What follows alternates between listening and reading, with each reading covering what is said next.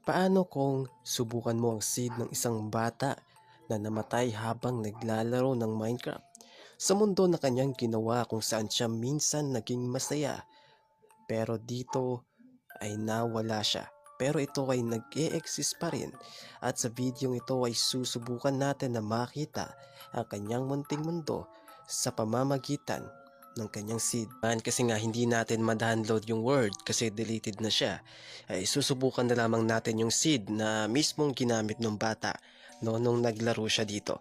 So, mga kaparing, kapag magsa-sign up nga pala kayo sa Project C app, sana po phone number para mas madali at gamitin po ang ating code na Godlex. So At isang malaking yung pasasalamat po kanyang para sa seed inyong ay lahat, no, sa Yukis. pagsuporta po ninyo at Parang Japanese, no? I sa don't, pagda-download po ninyo ng parang Project C Japanese app. yung Minecraft Makakaasa player kayo na mga yun. kaparing na hindi kayo mabibigo doon. So ito man, mag-aantay na lamang tayo sa pagpasok natin sa mundo ng bata.